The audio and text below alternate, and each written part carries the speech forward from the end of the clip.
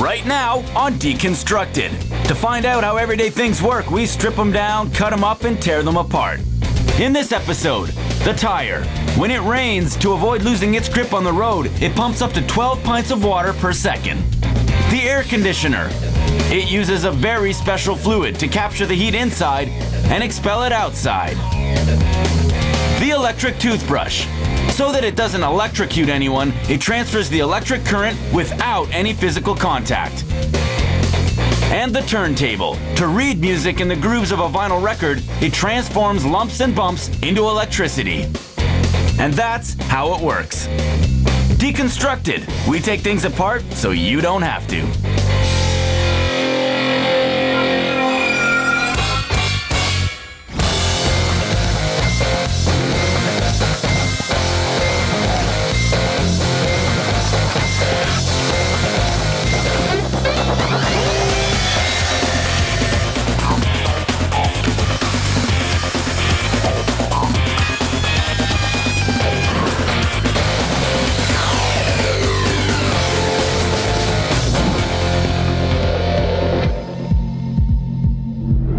This program contains experiments which are performed by professionals. These tests are dangerous and may involve the use of hazardous materials. They should not be performed or imitated under any circumstances. It's essential that your car tires grip the road. When tire grip is lost, even for a fraction of a second, there's danger of an accident. When there's water on the road, the tire faces an extremely challenging problem. If water slips between the tire and road, direct contact between the two is lost. It's catastrophe. Or not, because the tire is specially designed to evacuate all this water. A tire is actually a spectacularly efficient pump. At 60 miles per hour, it's able to pump more than 12 pints of water per second in order to maintain contact with the road. Okay, but how does it work? The anatomy of a tire is simple, at least in appearance.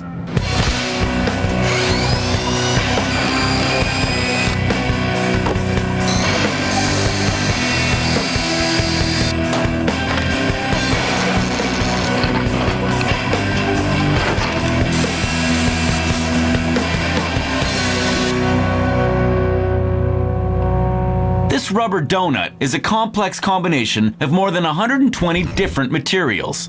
Together, they provide flexibility, resistance, and grip. But what makes the tire a rotating pump, capable of evacuating a phenomenal quantity of water?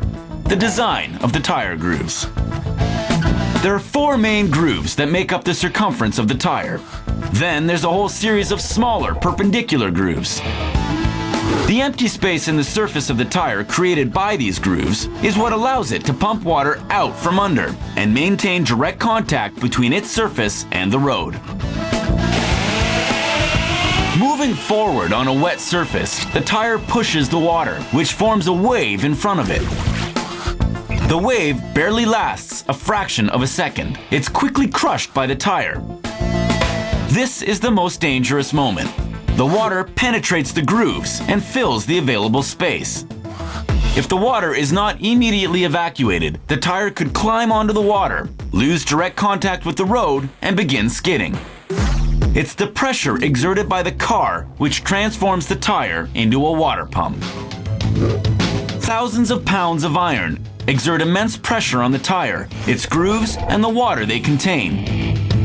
Water does not compress. The space it occupies in the tire flattens under all the pressure, and the water must leave. That's the job of the perpendicular grooves. They connect the main grooves to the sides of the tire. Water, pushed by the crushing pressure of the car, is violently ejected from the tire through the sides. 30% of the water volume entering the tire is pumped out. The other 70% is trapped in the main grooves during the short period of time when that section of tire surface is in contact with the road. When the car is traveling at 60 miles per hour, that time is a ridiculously fast 1/150th of a second. And that water too will be ejected from the tire, this time out the back. This is how, using the weight of the car, the tire is transformed into a fast and efficient water pump capable of evacuating 12 pints of water a second from under a car that's moving 60 miles per hour. With 4 pumps like these, we could fill 12 bathtubs in 1 minute. But careful now. The faster the vehicle moves, the less efficient the pump becomes. The faster the tire turns, the shorter the time it's in contact with the road. So it has less time to pump out the same quantity of water. During a torrential rainfall, in order not to exceed the tire's efficiency threshold, it's a good idea to slow down, just a little. At 60 miles per hour, the tire evacuates an impressive volume of water. 12 pints a second. 12 bathtubs in 1 minute. A pool in an hour. But only on condition it's not too worn out. When a tire is too worn, its grooves become less and less deep, and so less and less efficient. But thanks to the design of these grooves and the pressure of the car on them, tires in good condition are monstrously efficient pumps that deserve all our admiration.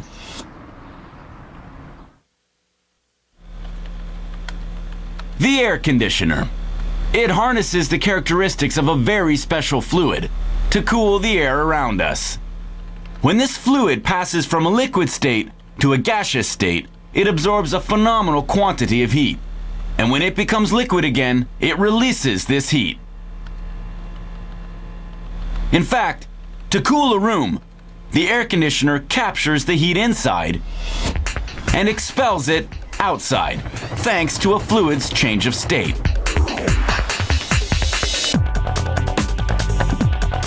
Housed in this heavy-duty box are everything the air conditioner needs to take on the heat and chill the air. The air conditioner sits partly inside and partly outside the house. Serpentine metal coils traverse both sides. They're filled with the magic ingredient, refrigerant. Refrigerants are a mix of hydrofluorocarbons, chemicals that easily go from being liquid to gas and absorb lots of heat while doing so. How? Time to open it up and find out.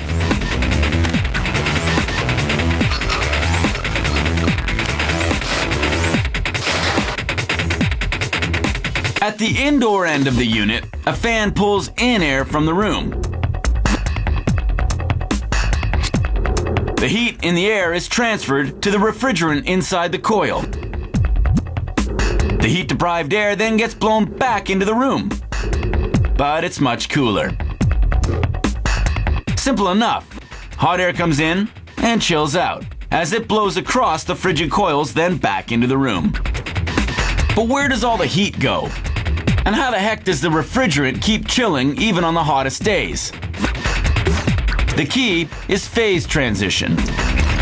At the entrance of the evaporator coil that cools the incoming air, the refrigerant is in its liquid form at 35 degrees Fahrenheit. Because it's colder than the air from the room, it grabs a bit of heat out of it. But the refrigerant's ability to transition easily from liquid to gas will soon allow it to absorb way more heat. As it absorbs heat from the air, its temperature goes up by a few degrees, just enough for it to evaporate and become a gas. Evaporation makes it absorb a lot more heat. Now, it needs to get rid of all that heat. Enter the compressor, this black cylinder that makes all the noise when the air conditioner's turned on. It's this motor that pumps the refrigerant through the coils. As the compressor spins at 3,500 RPM, the refrigerant winds its way through the cylinder. The compressor compresses the gas. It is forcibly squeezed, boosting its temperature. The tiny hydrofluorocarbon molecules get closer and closer to each other and heat up as friction between them increases. By the time the refrigerant exits the compressor, it's under high pressure and extremely hot, at 150 degrees Fahrenheit. It enters the condenser coil that's surrounded by warm air outside. Warm, but not as hot as the so-called refrigerant. Since heat always transfers from hotter to less hot, the refrigerant, which is hotter, transfers its excess heat to the air.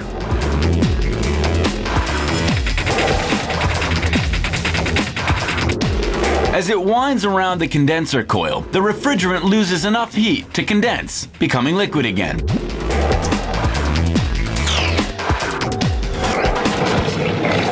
This condensation process releases even more heat into the air. Once again, the refrigerant has undergone a phase transition, but this time in order to release tons of heat. When the liquid reaches the expansion valve, the pressure eases up. With more room to move, there's less friction between the molecules, and the refrigerant regains its refrigerant properties. Now, at 35 degrees Fahrenheit, it's ready to start the cool cycle again. Even on the hottest day of the year, the air conditioner can chill out. It takes the heat from inside and dumps it outside. That's because it's a phase transition specialist. A simple switch from liquid to gas allows the air conditioner to take the heat. And that's what makes it so cool. The electric toothbrush. It's, well, electric. We use it near wet sinks, with wet hands, and mouths full of water, and no one gets electrocuted. The secret is a miracle of science, induction. Thanks to induction, electricity can be transferred from the wall-plugged recharge base to the brush handle without any electric contact. Cool, but how does it work? Let's sink our teeth into this smart, shock-proof device and the amazing technology behind it. How sophisticated can a toothbrush really be? Here are the components. The base that holds and recharges the brush. This model has an LCD monitor which counts brushing time and warns against excessive brushing force. It also displays the section of the mouth that should be brushed and the brush mode being used. The handle holds a rechargeable battery and the motor that drives the brush head. Now, some serious questions. How is it there's no risk of electrocution? How does the current travel between the parts of an electric toothbrush when they're all separable? How does the toothbrush know when it's time to change the brush or when someone is pushing too hard on their teeth? How is information transmitted between the brush, the handle, and the screen? How does the motor make the brush move, like a brush? First, the motor. It's packed inside the handle with the electronic circuitry, the battery, and the gears for the brush head. The battery is sealed inside the green protective case.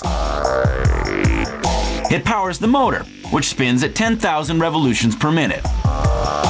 Next step, movement conversion. The rotating motor spins a gear wheel. The gear wheel moves a crank and a drive shaft. These components form an ingenious mechanism, which converts rotation into linear movement. So, as the gear wheel rotates, the crank pivots the drive shaft back and forth on itself. This movement conversion makes the brush head rotate back and forth on the teeth. Rotation has been converted into oscillation. The brushing action changes for each brush head. But how does the system know which brush head is attached? Each brush head contains a radio frequency ID microchip. The chip identifies the brush head, so a massage head will start when the handle is in massage mode. The radio frequency ID microchip doesn't have to be in direct contact with the rest of the electronic circuits, so it's sealed, safe from water and corrosion. When the brush head is attached, the microchip is activated, and it communicates with the handle using radio waves. Radio waves transmitted from the handle provide the microchip with the power to perform its calculations. After a brush has been used for 3 months, the microchip sends a message to the screen that it's time for a new brush. A sensor monitors the pressure on the teeth or gums and tells it when it's too hard. Brushing force pushes the drive mechanism within the frame. Brushing beyond the specified force triggers a proximity switch, and a warning lights up on the screen. Pressure monitoring, radio waves communication, movement conversion, and the best is yet to come. The incredible technology that charges the battery even if the toothbrush is completely sealed, without any contact between the toothbrush and the recharging base. Inductive charging. The toothbrush and base form a 2-part transformer. The base is one half of the transformer, and the toothbrush is the other half. The base contains a copper coil, and the toothbrush also contains a coil. Electricity flowing into the base coil creates a magnetic field. Proximity to this magnetic field creates an electric current in the toothbrush coil, recharging the battery without physical contact. That's induction, and that's what keeps things safe. The electric toothbrush. It's stuffed with gadgets and technologies that almost make our hands useless. But its most astonishing ability is the one that allows it to transfer electric current through a magnetic field instead of wires, recharging its battery with no physical contact. Engineers call it induction. We call it incredible. The turntable. Its needle reads music, pressed into the grooves of a vinyl record. In fact, the turntable's main purpose is to transform the microscopic hills and valleys inside the record grooves into electricity. The electricity is then amplified by an amplifier, and the speaker transforms it into music. For the needle, reading the grooves of a single record means traveling over half a mile over microscopic bumps. As it sits in the record groove, the needle is constantly moving at incredible speeds. In order to transform the patterns in the grooves into electricity, the needle changes position up to 18,000 times a second. Okay, how does it work? The turntable, a record. The turntable motor, the tone arm, and the reading head, the pickup cartridge. It's here that a record's grooves become electricity. Once we start the turntable, its motor turns the record. When we place the needle of the pickup cartridge on the record, it follows the spiral groove along the surface. On each side of the record, the groove stretches more than 1/4 of a mile. Since the record is turning, the groove slips along under the needle, which appears to stay absolutely still. But the groove is far from smooth, and the needle certainly does not stay still. The sides of the groove are crammed with tiny hills and valleys. Talk about subtle variations. Some bumps are 3,500 times thinner than a human hair. The tiny hills and valleys represent music that's been pressed into the record. And it's the turntable's job to transform these lumps and bumps into electricity. The pickup cartridge is where it all happens. There's only one way to really know how it works. That's to pull it apart.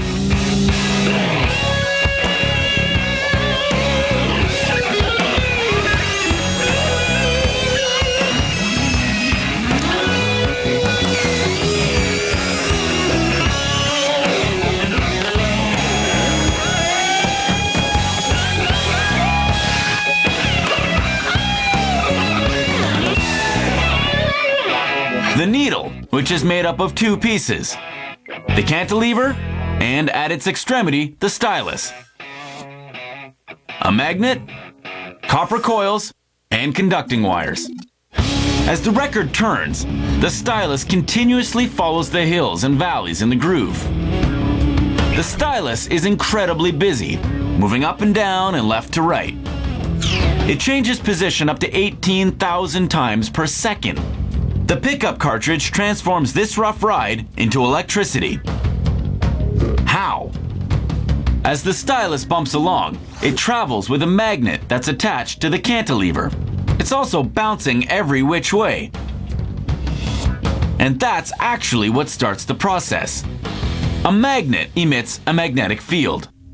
When the magnet moves, its magnetic field moves with it. The tiny hills and valleys of the groove, which represent music, are transformed into a moving magnetic field. The next step is to transform all this movement into electricity. That's where the copper coils come in. It's a process that happens naturally, thanks to an electromagnetic phenomenon, induction. When a copper coil finds itself in a magnetic field, and when one of these two moves in relation to the other, this movement causes an electric current to appear in the copper coil. The movements of the magnetic field cause the appearance of an electric current in the coils of the pickup cartridge. The electric current is an electric representation of the hills and valleys of the record groove, an electric representation of the music. The turntable has done its job. Now the electric current is amplified and sent to the speaker.